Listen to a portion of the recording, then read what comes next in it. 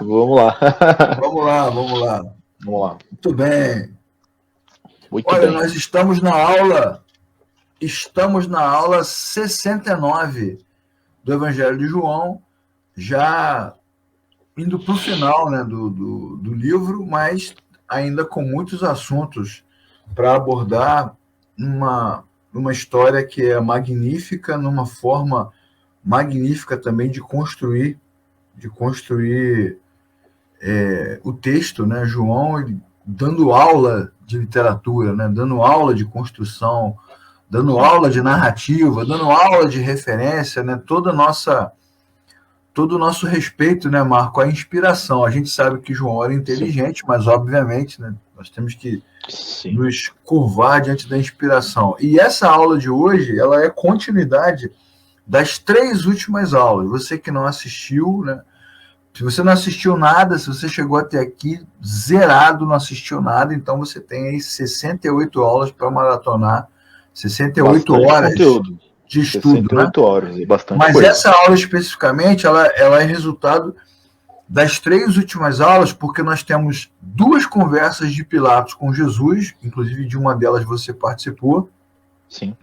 E um encontro onde nós falamos só sobre a situação que envolveu Pilatos, Jesus e Barrabás, que foi a última aula. E hoje, depois que o povo manda soltar Barrabás, volta Jesus para conversar com Pilatos, né? Pilatos volta para conversar com ele e tentar resolver da melhor forma possível. Eu vou ler o texto de João 19, do versículo 8 até o versículo número 16, que diz assim: ao ouvir isso, Pilatos ficou ainda mais amedrontado. E ele ficou amedrontado pela maneira como o povo disse que queria, né, queria que Jesus morresse no lugar de Barrabás, porque era assim que a lei da religião, né, a lei do Sinédrio, estabelecia que fosse, né, que ele se declarou filho de Deus, se declarou uma divindade, vai ter que morrer. Então Pilatos ficou ainda mais amedrontado e voltou para dentro do palácio e perguntou a Jesus: de onde você vem? Mas Jesus não lhe deu resposta. Você se nega a falar comigo? Disse Pilatos. Não sabem que eu tenho autoridade para libertar e para crucificá-lo? Jesus respondeu: não terias nenhuma autoridade sobre mim se esta não te fosse dada de cima. Por isso, aquele que me entregou a ti é culpado de um pecado maior. Daí em diante, Pilatos procurou libertar Jesus, mas os judeus gritavam: se deixares este homem livre, não é amigo de César, quem se diz rei opõe-se a César. Ao ouvir isso, Pilatos trouxe Jesus para fora, sentou-se na cadeira de juiz, lugar conhecido como pavimento de pedra, que em aramaico é Gábata. Era o dia da preparação da semana da Páscoa, e por volta do meio-dia ele disse: eis o rei de vocês. Disse Pilatos aos judeus. Mas eles gritaram: mata, mata, crucifica. Devo crucificar o rei de vocês? Perguntou Pilatos. Não temos rei, senão César, responderam os chefes dos sacerdotes. Então Pilatos finalmente o entregou para ser crucificado, e os soldados encarregaram-se de Jesus. Tudo bem. Vamos, como a gente sempre faz, né, Marcão? Vamos dar uma retomada, né? E só para pegar o fio da meada, para quem não assistiu essa aula, para quem não está acompanhando, para quem está perdido, para quem não lembra, né? De fato, o que nós vemos no texto é um Pilatos que não pretende desistir de soltar Jesus. Nós já explicamos nas outras aulas que Pilatos ele é governador da província, ele não está perdido, né, Marcão? Ele não está alienado, ele sabe o que está acontecendo, ele sabe, inclusive, claro. nós lemos um texto aqui, bíblico, de Mateus, que diz que Pilatos sabia que era ciúme, que era inveja. Sim. Então ele sabe que não tem motivo, que não tem razão, e ele está tentando evitar tumulto, porque a questão dele não é com o judeu, nem é com Jesus, a questão dele é com Roma. Se der treta ali na província, vai ficar ruim para o lado dele. Então ele não vai desistir, ele vai tentar libertar ele, né? Então, o que ele fez? Tentando satisfazer o ego dos religiosos, ele mandou açoitar Jesus. Na aula passada, eu e Davi explicamos muito bem como funcionava nessa questão dos açoites. Sim, como é que Jesus foi massacrado, e também explicamos, Marcão, para quem não sabe, que aquele filme lá do Mel Gibson, A Paixão de Cristo, que ficou famoso, né, pelas cenas de sim, tortura, nós sim. explicamos aqui para a galera que o filme foi suavizado, né, Marcão? A Foi. história mostra Olha, que era muito pior. só um pequeno adendo aí que eu posso agregar para a gente não entrar nesse tema, é que me lembro uma vez, há muitos anos, que fiz um estudo sobre esses flagelos que Jesus recebeu, e, se não me engano, acho que os 8 primeiros golpes, a sensação, né, equiparado à dor, era de chumbo derretido caindo em ferida aberta. Essa era a equivalência da dor. Né? E nas 8 seguintes, quando a pessoa estava sofrendo esse tipo de açoite, ele já perdia o controle do seu aparelho digestivo, ou seja, a pessoa se urinava, se defecava, tamanha era a dor. Né? E aí, acho que nas mais 10, se não me engano, é que faz muito tempo que eu lembro que eu vi esse estudo, a pessoa que tomava 30, ela já corria um risco de ter uma sequela cerebral quase que irreversível. Esse é o contexto, um pouco, né, vamos dizer assim, do ponto de vista da medicina técnico, do que era Uhum. receber esse tipo de flagelo no corpo. Muitos Só um não pequeno, sobreviviam, né? Eu acho sim, até que, só um eu acho pequeno até que parênteses aí. nas minhas pobres conjecturas, né, eu acho até que Pilatos apostou nisso. De repente ele nem sobrevive, né? Já morre ali mesmo, Exato. Exato. já Não, é resolve uma esse problema. possibilidade. É uma Já resolve esse possibilidade. problema, né? Que é um problema que É, ele não quer ter. sim. Aí ele fala, não, eu não mandei matar, eu mandei fazer os açoites e fatalmente aconteceu uma tragédia. Ah, coitado, né? Não É, suportou, não suportou, não, exatamente. não é impossível, não é impossível. Não é Nós impossível. também falamos, Marcão, na aula passada, que com essa questão da tortura, os romanos também aproveitaram para dar uma tripudiada, né? Porque o romano, né, Sim, como dominador, odiava essa arrogância. É importante que o aluno que está estudando com a gente aqui o texto entenda a arrogância do judeu. Você que gosta de botar aí bandeira de Israel, né, gosta de acender candelabro, tocar chofar e valorizar a usar o etnia, kippah, né? Usar o usar o kippazinho. kippah, essas coisas aí, você Isso. tem que saber o seguinte, que o hebreu, né, ele consegue despertar, o hebreu, o judeu, o israelita, consegue despertar o ódio das nações ao redor, né, pela sua Sim, arrogância, pela sua prepotência, que é algo que a Bíblia vai apontando, né, texto a texto, sim. livro a livro, a tristeza que Deus demonstra ao ver que o seu povo, né, povo com quem ele pactuou, em vez de ficar humilde, né? Inclusive, quando Jesus fala, aprendam de mim que sou manso e humilde de coração, aquilo é um contraste claro, né, Sim. entre a natureza de Deus, as características de Deus e a resposta do povo. E aí, para tripudiar mais, né, meter a coroa, cravaram na cabeça dele praticamente, meter o manto, né, o manto de púrpura. Imagina, eu fico imaginando essa cena, difícil até de retratá-la, né? O cara desfigurado Sim. praticamente, né, com um manto de púrpura na cabeça, é um motivo de chacota, né? Sim, é o máximo do escárnio possível, né? Exatamente, o máximo do escárnio possível. Aí tem a cena aqui, para quem nunca viu um filme, né, alguma coisa assim, a É, cena parecida. E aí Pilatos vem com Jesus na frente da população e faz a declaração escatológica, né? Porque aí nós explicamos na aula passada que são personagens bíblicos, a história não é sobre eles, é sobre Deus, é sempre sobre Deus, né? E quando Pilatos diz assim, eis o homem, é uma declaração escatológica, né? Tá na cara que a Bíblia usa, né? O texto usa isso para dizer o seguinte, tá ali, ó, o Deus encarnado, né? Eis o homem, ele é Deus, mas 100% homem, o que combina com o texto de João 1,14, né? O verbo virou gente, habitou entre nós e sim. vimos a glória como a do unigênito do Pai. Então, está muito claro o que aconteceu. E Pilatos apostando na sua estratégia política de que naquele momento ali todo mundo fosse olhar para Jesus e fosse falar, nossa, esse é o rei? Mas que horror, né? Não, deixa aí que isso aí nunca mais se recupera. Mas não foi o que aconteceu, né? Os israelitas viram aquela cena e falaram, não, tem que morrer. Tem que jogar na cruz, bota na cruz, que a Sim. cruz seria uma desonra pública, né, Marco? Aí sim, né? Seria o máximo, era o meio mais vexatório que se tinha de alguém morrer naquela época, né? E ali seria o ápice para os judeus que queriam que Jesus morresse, né? Morrer da pior forma possível, com o máximo da vergonha possível, com o máximo da desonra possível.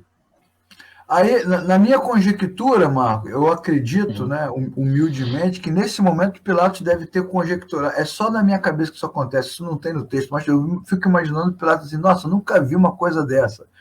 Primeira vez, porque o texto diz, com muita clareza, que Pilatos ficou mais amedrontado, porque assim, Não, sem ele foi dúvida, sem ficando contra a dúvida. parede, ele falou assim, não é possível, não é possível. E aí, não há motivo para matá-lo. Não há nada que aplaque a ira dos religiosos. O cara não morre na Nas tortura, chicotadas, na chicotada. E agora os caras querem mais, com sede de sangue, rolou um medo. Né? Hashtag medo. E aí, vamos às conjecturas, né? Será que Jesus de fato era um filho dos deuses, né?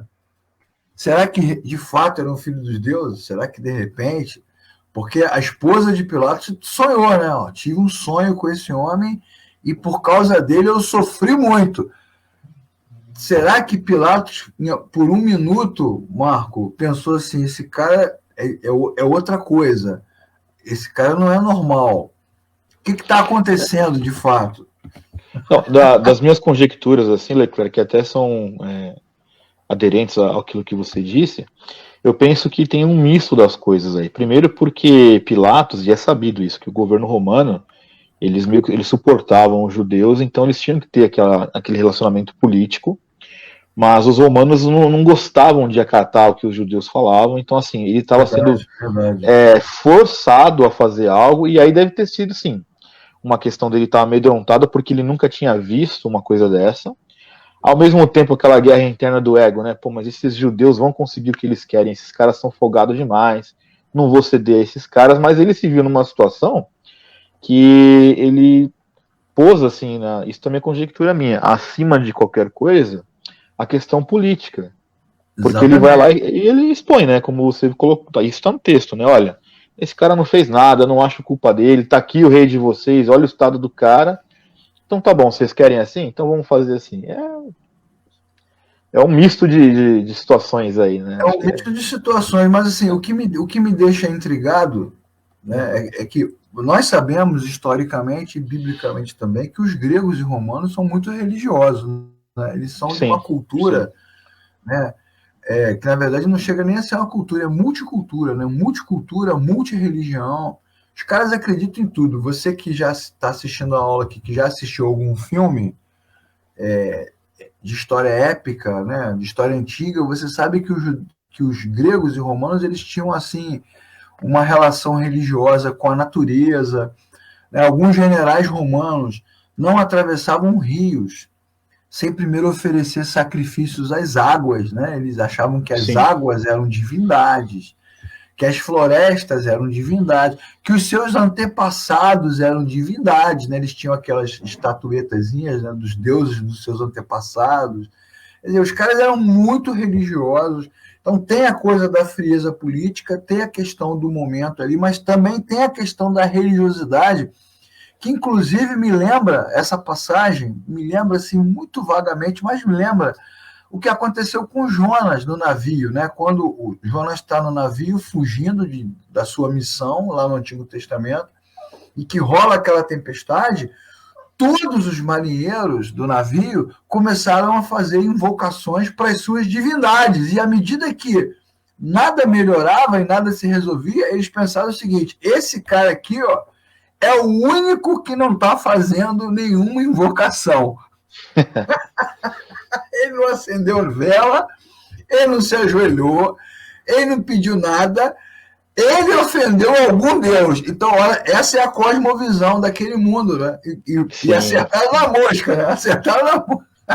É verdade, tem é a cosmovisão dos caras, né? É uma coisa que às vezes a gente não considera, e você que está estudando com a gente precisa entender. Você não pode ler a Bíblia com a sua cabeça do século XXI, né, Marco? Você precisa entender. Você precisa se contextualizar a época um pouco, né? a cosmovisão romana, né? Será que o sonho, vamos imaginar que Pilatos esteja aqui nas nossas conjecturas, eu e Marcos aqui, que Pilatos esteja agora raciocinando, né? Uma crise que não se resolve, um cara que apanha e não morre, um ódio que não termina, um sonho perturbador, as histórias que ele já ouviu, porque certamente ele tem todos os relatórios na mesa dele, né, Marco? Das ressurreições, claro, das curas, das coisas que aconteceram, né? Ele tem tudo na mesa dele e ele começa a juntar tudo na cabeça, né? O sonho da mulher, a pressão e tal. E aí ele faz a pergunta. É essa pergunta que me permite conjecturar, né? De onde você vem? Como você se alimenta? Onde você mora? Quem são vocês, né? Quem são? De onde vêm? Onde vivem, né? É isso. Hoje no Globo Repórter, quem é você? Hoje no Globo Repórter. Essa pergunta, cara, é uma pergunta muito séria, porque a impressão que a gente tem é que por um segundo ele perdeu o equilíbrio. Ele falou assim, quem é você, cara? Com que eu estou lidando, né? O que está acontecendo? Então, João está mostrando para a gente, né, na sua forma de escrever, que Jesus, né, cara, Jesus não é fácil, ele não precisa falar nada. A sua presença já é imponente, né, já é poderosa. Você vê que ele, fisicamente fragilizado, ele se impõe naquele momento, e como diz a Bíblia, mesmo que ele respondesse, a sua resposta seria incompreendida. Eu quero ler aqui um outro texto, onde Jesus já fala sobre esse tema numa situação parecida, João capítulo 7, versículo 27 ao versículo 29, né? Os fariseus disseram para Jesus, nós sabemos de onde, disseram para Jesus não, disseram de Jesus, né? Nós sabemos de onde este homem é, mas quando Cristo vier, ninguém saberá de onde ele é. Enquanto Jesus ensinava no pátio do templo, mas ele exclamou, né? Jesus exclamou, sim, vocês me conhecem e sabem de onde eu sou. Ele está falando de Belém, né? Está falando daquele território ali. Mas eu não estou aqui por mim mesmo. Aquele que me enviou é verdadeiro e vocês não o conhecem. Mas eu conheço, porque venho da parte dele e ele me enviou. Então, desde o começo do ministério, do seu trabalho, Jesus deixa claro que os caras não sabem quem ele é exatamente, não conhece o Pai. Então, se o judeu que tem tradição, que tem história, que tem a lei, que tem as profecias, não vai compreender, Pilatos mesmo é que não vai, né, Marco? Pode falar menos o que for, Pilatos não vai compreender. Menos ainda. Mas, de fato, essa pergunta de Pilatos, né, é a exposição da fragilidade do momento que ele estava, né? Às vezes aquela imagem, né, do governador centrado, poderoso, ele se inquieta diante de todo o contexto do que ele vivia ali com Jesus, ele fala, de onde você vem, né?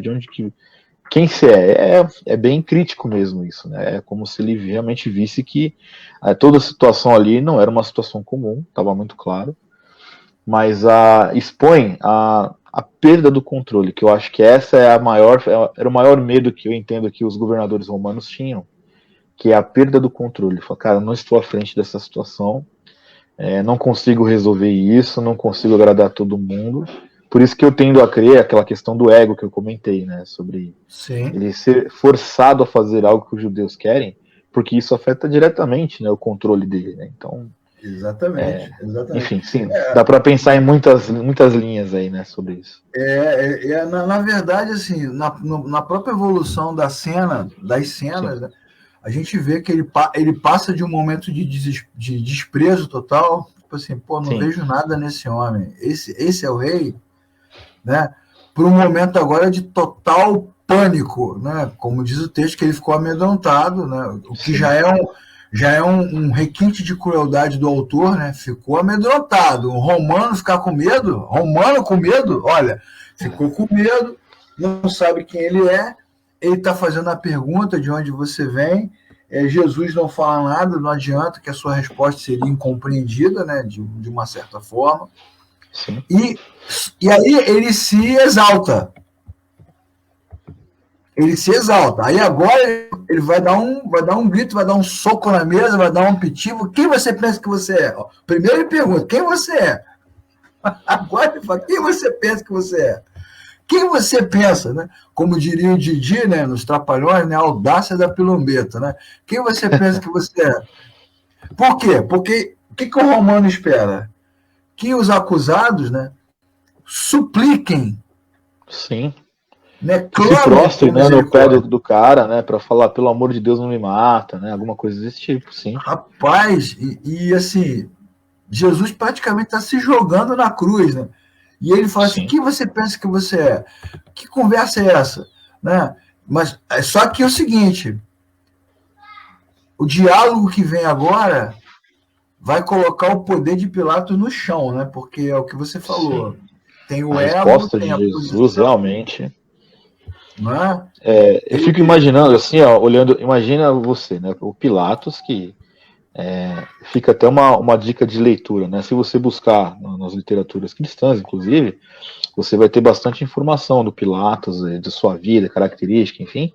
E imagina esse Pilatos, nesse momento de desespero, virando para Jesus e falando assim: meu, você não fala nada, você sabe que eu tenho o poder de te mandar matar você e de te soltar, e você não fala nada, né? E aí Jesus dá uma resposta que, assim, ele arrebenta com as pernas de Pilatos, a verdade É inacreditável, né?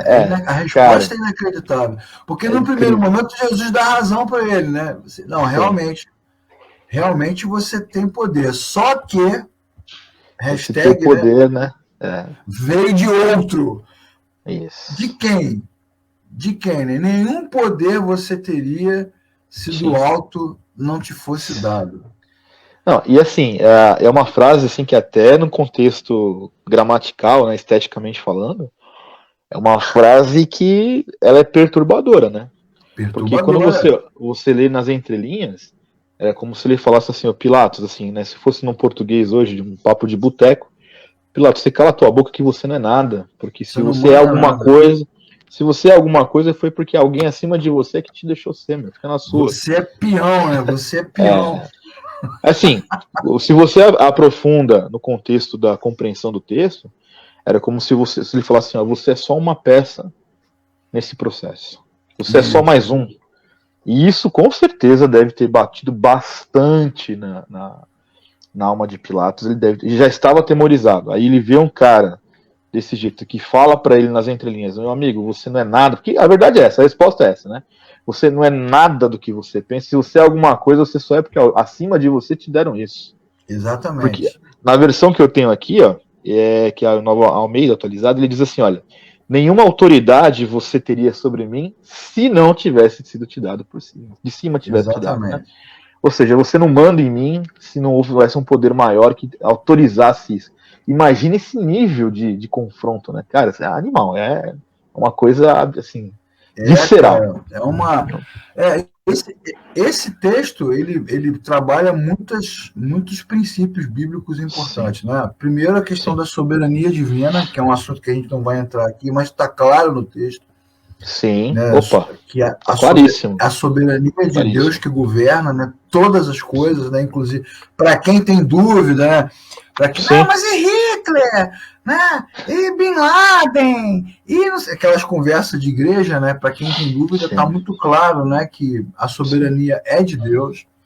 Outra coisa que o texto deixa claro, também para quem levanta e defende a narrativa de que Jesus foi preso, né, pelos religiosos, pela questão política. Se Jesus estivesse aqui hoje, os pastores matariam Jesus, né? Aquelas histórias. Vai chegando perto da eleição, começa essas conversas, né? Mas está sim, claro sim. que não. A própria Bíblia vai dar para gente, né, a origem do poder, né? Jesus ali deu Sim. uma dica para ele, né? Mas a origem do poder, nós podemos ler o texto quer ler para a gente aí, Marcão? Pode ler Isaías 53:10, Tô, tô pegando aqui. Isaías 53:10, que mostra de onde vem esse poder, do alto, né?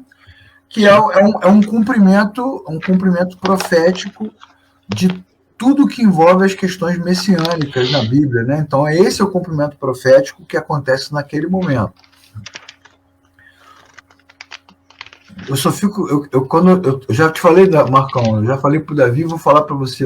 Quando eu chegar na eternidade, eu quero ir lá na videoteca e assistir alguns vídeos. Algumas cenas bíblicas. Uma delas é a cara de Pilatos. Eu quero ver a cara de Pilatos com essa frase. Vamos lá. Isaías 53, versículo 10. Todavia, ao Senhor agradou moê-lo, fazendo-o enfermar, quando der a ele sua alma como oferta pelo pecado. Verá a sua posteridade e prolongará os seus dias, e a vontade do Senhor prosperará nas suas mãos. É isso. É daí que vem o poder, né? O poder vem do alto, realmente. Vem totalmente do alto. Eu imagino, como diz as minhas filhas, né, que Pilatos deu uma bugada, né? Bugou. Pilatos, nesse momento, buga, não sabe o que fazer. Deu aquela bugada master. Deu a tela azul do Windows, né?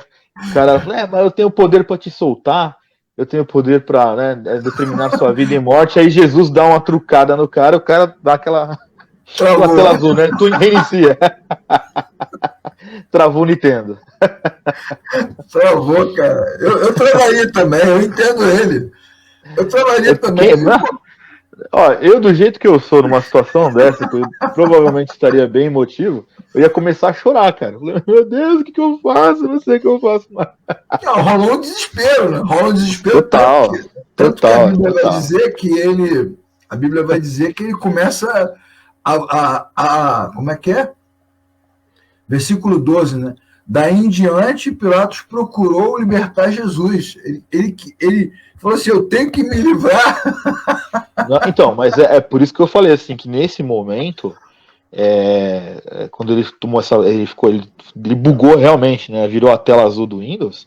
Você imagina dentro de Pilatos o nível do desespero que ele estava, porque assim, foi todo aquele processo. Primeiro ele tripudiou do cara, deve ser isso.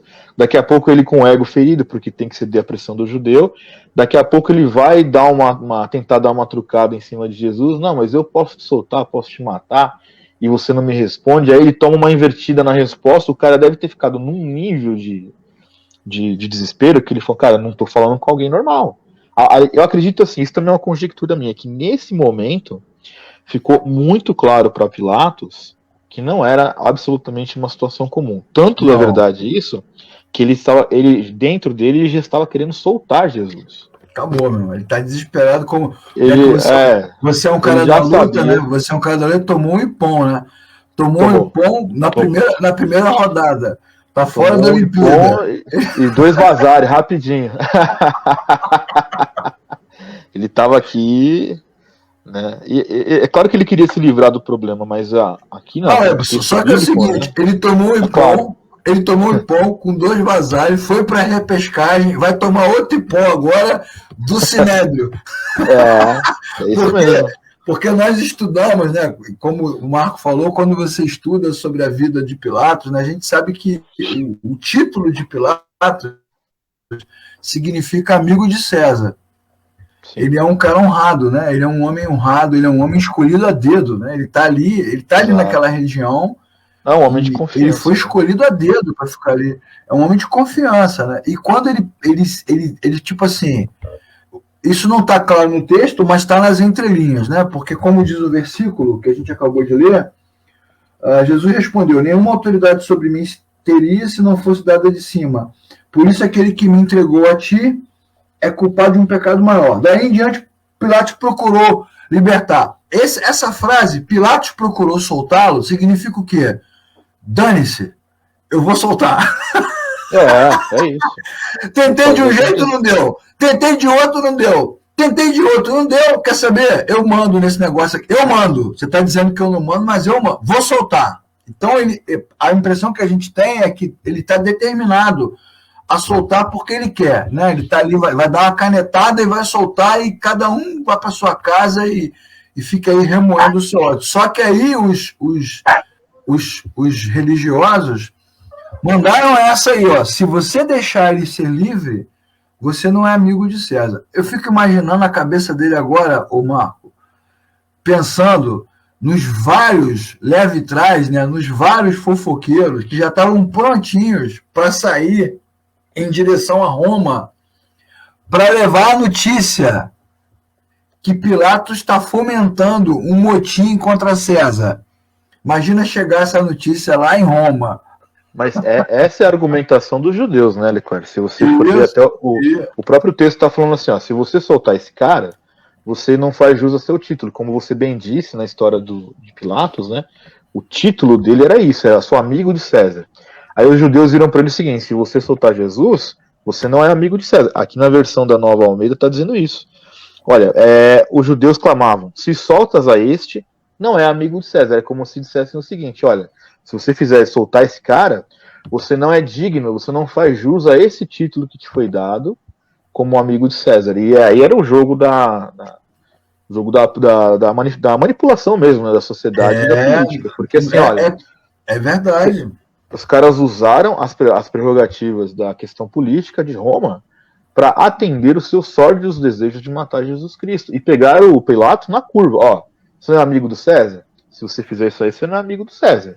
Porque o único rei que a gente tem é César, né? Imagine que desgraça isso, um judeu falar um troço desse, né, cara? Meu Deus do céu. Rapaz, é a derrota final do Pilatos, né, cara? É a derrota final. O que está em xeque, né, na verdade, é o seguinte, será que ele poria tudo a perder por causa de Jesus, né? Não, certamente não. A sua posição, né, o seu poder, a sua autoridade. Na nossa humilde opinião, né, Marco, que fica aqui registrado em vídeo, né, a nossa autoridade do Pilatos já foi pro ralo, né? Ele não tem mais... Já tinha ido. Depois dessa situação aqui, eu, se fosse ele, pedia demissão, voltava para Roma. Porque... Isso também faz parte de um contexto de conjectura minha também, Leclerc. Por exemplo, o pessoal diz o seguinte, será que em algum momento não houve um arrependimento em Pilatos? A gente não tem como dizer isso, mas quando nós olhamos para esse ponto que você está colocando aqui, será que ele colocaria tudo a perder por causa de Jesus? Este era o momento em que, em tese, ele poderia ser uma evidência de que algo nele havia sido transformado. Por quê? Porque no momento em que os judeus ameaçam ele para dizer, ó, se você não faz isso, você é amigo de César, e aí ele podia falar, não, eu encontrei aqui uma coisa que mudou a minha vida, este homem aqui não é culpado, não vou carregar esta culpa sobre mim, vou libertá-lo, custe o que custar. Na verdade, não. Na verdade, Pilatos ele se viu encurralado, claro, estava lá magoadinho, né, chorando em posição fetal, com o ego ferido, mas ele não abriu mão da sua posição, não. Ele não. Chegou no dia da decisão final, ele, bom, eu não vou perder o meu posto de amigo de César por causa desse cara, por mais doído que eu esteja. É verdade. Ó, duas coisas legais que eu acho que a gente pode falar em cima do que você acabou de comentar, né? A primeira é que se essa conjectura nossa aqui se tornasse realidade, vamos imaginar que nesse momento o Pilatos tivesse um surto de lucidez, né? De um homem regenerado, né? Que contempla a glória de Cristo e se convertesse e fala assim, quer saber? Vou soltar mesmo que acabar, tá solto. Pode me mandar embora, pode me prender. Isso certamente não impediria que Jesus fosse crucificado. Aí fica aí a nossa dica, né? Porque o plano é de Deus. Sem Pilatos vai rolar a cruz. É importante os irmãos entenderem, né? Depois também que isso aqui não é Jerusalém Marie, né? Não é a última tentação de Cristo que muda a história, não é multiverso, né? Mudou a história, criou outra realidade. Isso não vai acontecer. Então, mesmo que ele desse um passo atrás, a história acabaria mantendo o plano de Deus, porque o plano de Deus sempre prevalece. Esse é um ponto. O segundo ponto é que Pilatos somos nós, né? Qual a diferença entre Pilatos e Pedro? Que na hora do vamos ver nega Jesus. É a natureza humana. A natureza humana, ela rompeu com o Criador, né, o Marco? Então, prevalece aquele versículo bíblico, né? Farinha pouca, meu pirão primeiro. Então, assim, na hora que o bicho pegou... aquele versículo bíblico, né? Não é? Pedro deu um passo atrás, Pilatos deu um passo atrás, todo mundo deu um passo atrás, e nós faríamos a mesma coisa. Então, não adianta você ficar assistindo filme de Paixão de Cristo e chorando. Ai, como eu queria tirar as feridas do meu mestre, como eu queria carregar a cruz do meu mestre. Porque eu já ouvi isso, você já deve ter ouvido também. Não, já. E assim, é bem importante a gente ressaltar aqui, né? Para colocar mirra, é isso, coloca a mirra. Não, cara, se eu, Marcos e você estivéssemos lá, a gente estava gritando também crucifica. Sim. Então, era isso que eu queria dizer, por exemplo. Quero deixar claro, e é importante mesmo esse registro, né? Que para nós hoje, falarmos aqui, chutarmos aí a cara do Pilatos é fácil. Mas a grande verdade é que todos nós somos piores do que ele, até no sentido de nossa vida. Nosso cotidiano, guardadas as proporções, a gente faz coisa pior em relação ao nosso relacionamento com Cristo.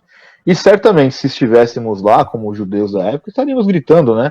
A não ser que o Senhor se revelasse a nós, mas ainda não alteraria o desígnio, né, daquilo que Deus havia determinado que acontecesse. Então, assim, Pilatos, ele foi uma peça nesse jogo de xadrez, assim por dizer, uma peça necessária para que houvesse a crucificação do Senhor Jesus, mas que nós temos que lembrar, como cristãos e conhecedores, estudantes da Bíblia, que isto era o que estava determinado desde antes da fundação do mundo.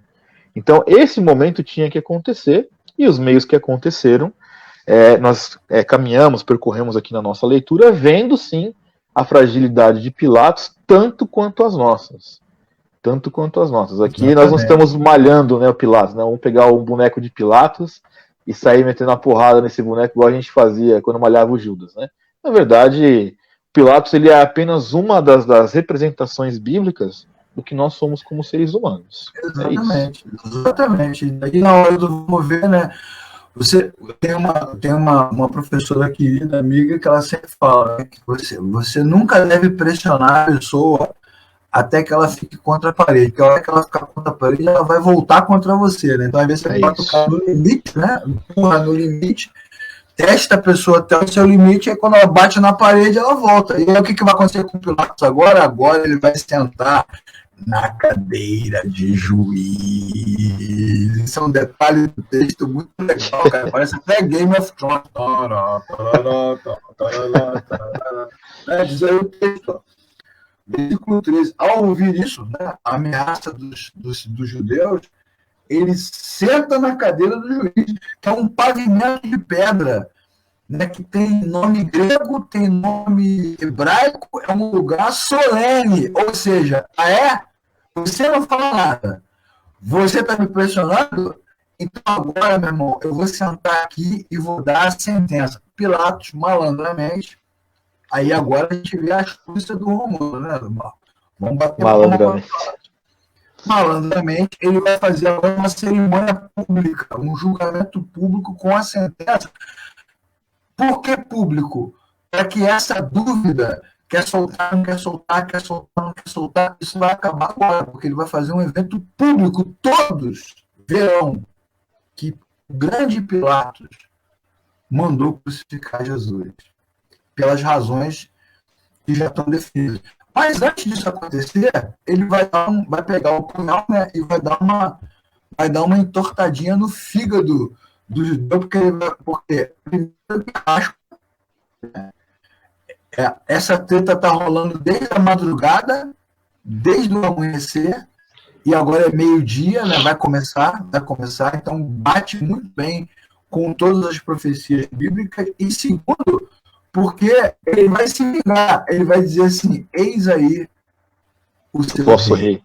Eita, ele vai se vingar, cara. Né? Vocês gostam de tripudiar. Então ele vai fazer vingança. E com isso, cara, completa-se, né, num único versículo, tudo que o Evangelho de João está nos ensinando, né? Pilatos, sem saber, foi totalmente católico. Ele já disse antes, eis aí o homem, e agora ele diz, eis aí o rei.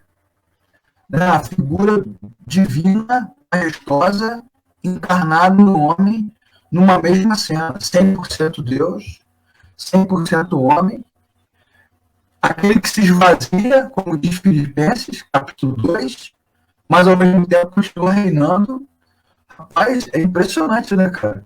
Sim. Como esse texto é bem construído, né, e como ele pontua bem as questões bíblicas, né, as profecias, e a figura de Jesus de uma forma muito sublime. E aí Pilatos, assim, como diz a linguagem de hoje, né, Marcão, ele vai cair atirando, né, e atira.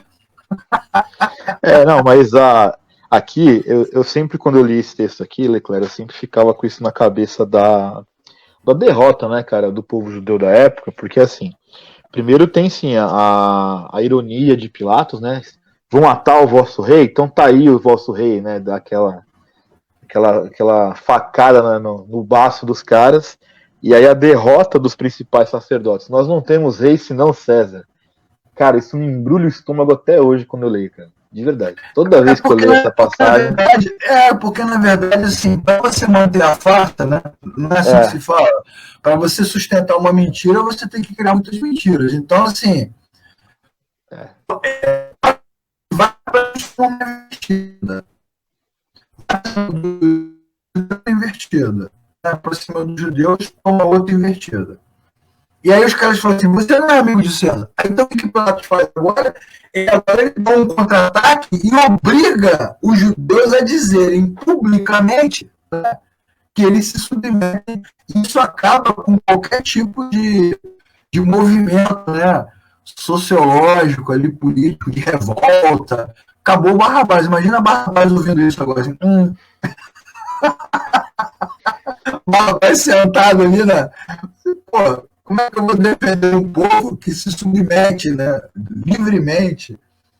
o Leclerc, tá dando uma pequena travada aí, cara, nas suas falas, na net. Não sei, não sei se você tá vendo aí, mas assim, só pra sinalizar que deu uma travadinha. Tô vendo.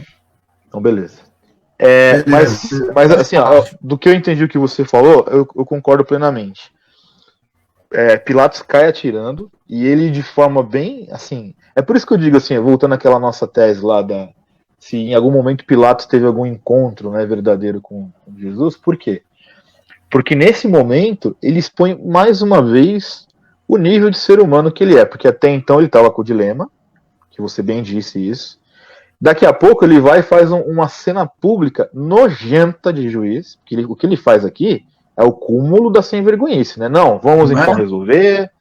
Agora eu vou. Aí aquele Pilatos frágil, temeroso, já virou o pomposo novamente, né? Já virou, não, vamos aqui, vamos resolver que tá. Eu vou matar o vosso rei, então toma aí o vosso rei, então vamos crucificar o vosso rei. E ele, de forma ardilosa, ele faz realmente, é isso que você disse, ele faz essa arapuca ao povo judeu, que confessa abertamente, não, nós não temos rei, nosso rei é César. Quer dizer, é um mais nojento que o outro, não tem nenhum santo nessa história aqui. É verdade. E conseguem, né? É claro que, como a gente já falou, já citou aqui, debaixo da soberania de Deus, conseguem o seu plano escabroso, né? Cheio de maldade, que era crucificar Jesus.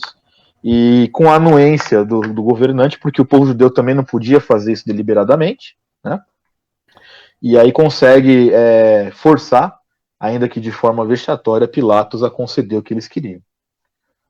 Cara, é impressionante como isso acontece e é legal, a Bíblia está mostrando que nós somos, né, cara? Somos isso. Sim, aí mesmo. Nós somos isso aí. O ser humano não tem muito pra onde correr, né?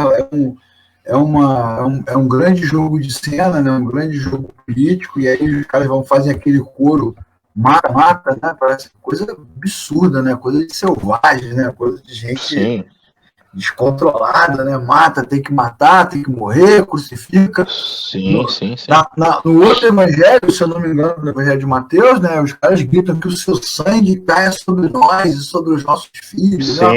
Sim, rolou. É isso mesmo. Nossa, coisa de vampiro, né? Uma coisa dramática. Não, a sanha, né? A sanha dos caras era tão grande que. Por isso que eu também digo que essa questão da humanidade de Pilatos, né? Em algum momento deve ter ficado muito claro que Pilatos ele estava desconfortável com isso, a tal ponto que os caras começaram a gritar: não, pode matar que esse sangue seja cobrado de nós. Esse era o nível dos caras, entendeu? E foi, né? E foi. É. Como é que seria outro versículo bíblico, Marco? Cuidado com o que você deseja. Cuidado com o que você deseja, de fato. Agora, como é que essa passagem termina, né? Esse trecho termina para a gente encerrar aqui a aula de hoje, né? Versículo 16. Finalmente, Pilatos o entregou para ser Para ser crucificado. crucificado. Então, essa é a essência do plano redentor, né, Marcos? Ele é a entrega, né, cara?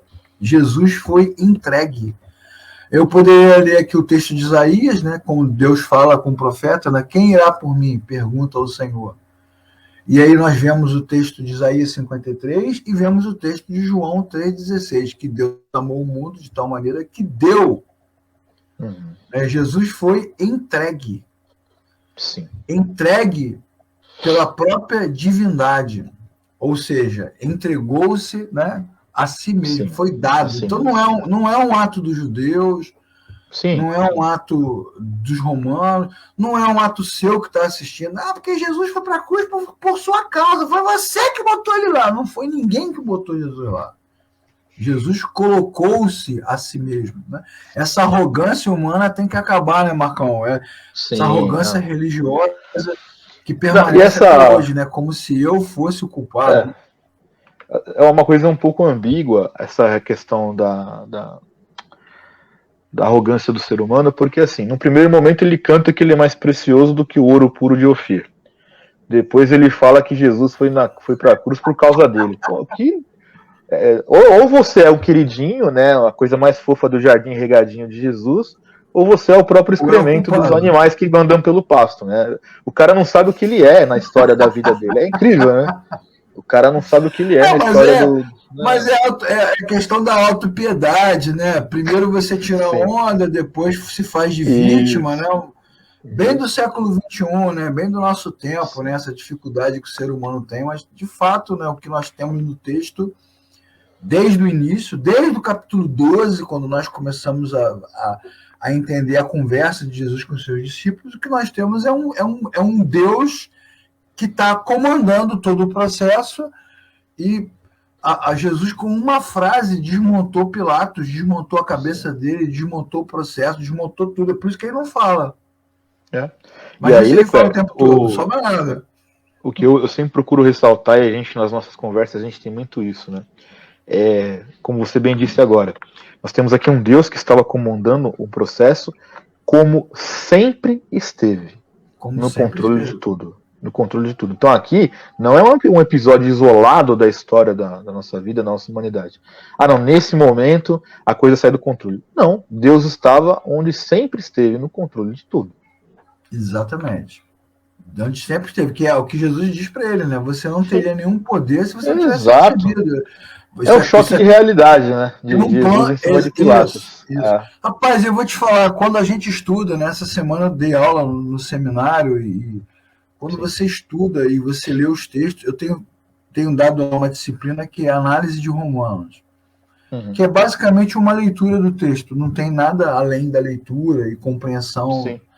E você vê que à medida que o aluno vai lendo o texto, e fica muito claro na leitura e na aula que vários daqueles alunos nunca fizeram isso antes, né? Está muito claro quando você está dando a aula ali que vários deles, para não dizer todos, nunca fizeram isso na vida, só ficam lendo recortes, né? Mas quando você vai fazendo a leitura em sequência, pausada, sempre rola o choque da realidade. Total. A palavra de Deus coloca a mente do cara em xeque, porque todos os argumentos que ele tinha vão se desmontando, uma vez que ele vai perdendo os seus argumentos. Então isso é importante. O choque de realidade, ele é necessário. Agora eu vou citar de fato um versículo bíblico, né? Seja Deus verdadeiro e seja todo homem mentiroso, né? Coloca Deus no seu lugar e o homem no seu devido lugar. Que é esse lugar de Pilatos aí. Nós somos Pilatos, nós somos Barrabás, nós somos Pedro, nós somos Pilatos, todos eles. Somos nós, né? Somos todos Pilatos. Hashtag Pilatos somos nós. Somos nós, somos todos eles, né? E Jesus é aquele ali, governando. Você pensa que está abafando, mas tu não está apitando nada, né? É isso. Então, trazendo essa aplicação para a nossa vida de uma forma muito objetiva, né? Deus continua governando. Então é melhor a gente se associar ao Senhor, né? Porque Claro. eu tinha um conhecido que ele sempre dizia isso, né? Ó, você pode lutar contra o diabo, pode lutar contra o mundo, pode lutar até contra você mesmo, só não pode lutar contra Deus. Essa luta está perdida. É melhor você se associar a Deus, né? É melhor você se associar a Deus. Esse pessoal dizendo que vai lutar, lutei com Deus em oração. Não, você... Travei peleja. Não fez, não. Jesus foi entregue porque quis, né? Porque quis. Morreu porque quis. E também, trazendo para o plano redentor, né, Marcos? Nos salvou porque quis. Sim. E nos ama porque quer. Pelo beneplácito exclusivo de sua amorosa vontade. E nada mais importa, né? Nada mais importa. Muito bem, Marcão. Essa é a realidade bíblica. Muito bem, pessoal. Muito bom. E agora vamos para a cruz, né, cara? Vamos para a cruz. Dolorosa.